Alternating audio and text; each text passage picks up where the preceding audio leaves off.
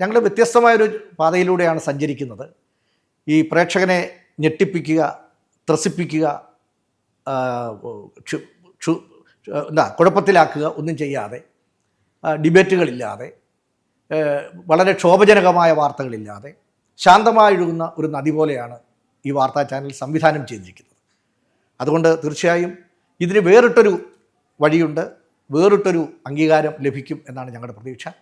നല്ല വാർത്താ അവതാരകരെ, പ്രത്യേകിച്ച് ഇ സനീഷ്, ഹർഷൻ, സേതുലക്ഷ്മി, ലക്ഷ്മി പത്മ, മാത്രമല്ല അതിന് തൊട്ടുപിറകിൽ വലിയ പ്രഗത്ഭരായ യുവ നിര, പത്രപ്രവർത്തന രംഗത്തെ, മാധ്യമരംഗത്ത് പരിചയസമ്പന്നരായ ഒരു വലിയ നിര, 300 പേരാണ് ഞങ്ങളുടെ സംഘത്തിലുള്ളത്.